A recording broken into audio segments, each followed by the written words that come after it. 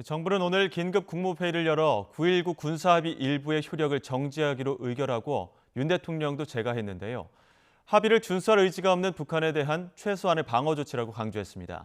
이에 국방부도 호속 조치에 착수했습니다.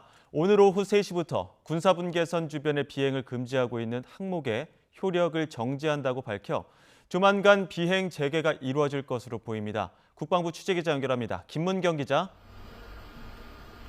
네, 국방부입니다. 먼저 국방부 조치부터 살펴보겠습니다. 조금 전 국방부 입장 나왔는데 어떤 내용이 담겼습니까? 네, 국방부는 정부 의결에 따라 대북 통지 등의 절차를 거쳐서 오늘 오후 3시부터 9.19 남북 군사합의 1조 3항의 효력을 정지한다 이렇게 밝혔습니다. 정지 기한은 남북 간 신뢰가 구축되거나 안보 위협이 해소될 때까지로 정했습니다. 이와 관련해 국방부 고위 관계자는 남북 군 간의 대화가 상당 기간 단절돼 있는 점과 우리 정부의 의결을 북한도 인지하고 있을 걸로 본다며 통지 방법은 오늘 발표한 내용으로 대신한다고 덧붙였습니다. 이에 따라 별도의 통지 절차 없이 9.19 군사합의 1조 3항은 오후 3시부터 정지됩니다. 1조 3항은 군사분계선 상공에서 모든 기종들의 비행을 금지한 조항입니다.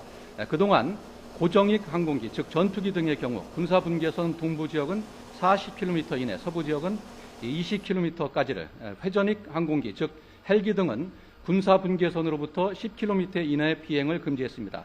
무인기도 군사분계선으로부터 동부 지역은 15km, 서부 지역은 10km 이내에서 비행을 할 수 없었습니다. 오늘 비행 금지의 효력이 정지되면서 조만간 군단급 UAV 등 우리 무인기나 감시 정찰 자산의 비행이 재개될 것으로 관측됩니다. 국방부는 이와 관련해 북한의 도발에 대한 상응 조치이자 최소의 방어적 조치라며 이러한 사태를 초래한 책임은 전적으로 북한 정권에게 있다고 강조했습니다. 그러면서 북한이 추가 도발을 감행한다면 굳건한 한미연합방위태세를 기반으로 즉각 강력히 끝까지 응징하겠다 이렇게 경고했습니다. 네, 이번에 효력 정지 상황을 보면 일부만 정지하는 걸로 나왔는데 이유가 뭡니까? 네, 일단 상응 조치 차원이라고 밝히고 있습니다. 공중에서의 어떠한 적대 행위를 금지하고 있는 9.19 군사합의를 북한이 위반했다 이렇게 보고 있기 때문입니다.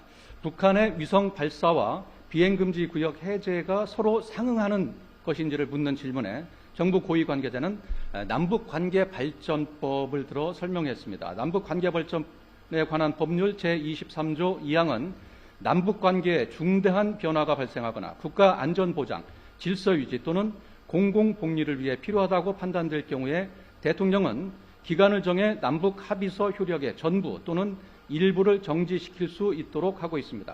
정부가 합의 전부에 대한 효력 정지 대신에 일부 항목에 대해서만 효력을 정지한 것은 단계별로 대응하겠다는 뜻으로 읽힙니다. 이에 따라 북한이 앞으로 지상과 해상에서 도발에 나설 경우 관련 항목에 대한 효력 정지 조치가 이어질 것으로 관측됩니다. 국방부 고위 관계자는 북한이 과거 체결한 합의뿐만 아니라 9.19 군사합의도 의도적으로 그리고 반복적으로 위반하면서 합의를 지킬 의지가 없다는 것을 계속 보여주고 있다고 비판했습니다. 그러면서 비행 금지 구역으로 우리 군의 감시 정찰이 제한되는 상황에서 북한은 군사 정찰 위성까지 발사하며 우리에 대한 감시 정찰 능력을 강화하려 하고 있다고 밝혔습니다.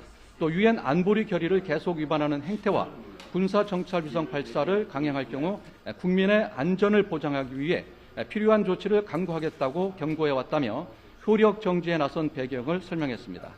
우리 정부가 남북 간에 맺은 합의에 대해 먼저 효력 정지에 나선 건 이번이 처음으로 앞으로 북한이 맞대응에 나설지 주목되고 있는 상황입니다. 지금까지 국방부에서 YTN 김문경입니다.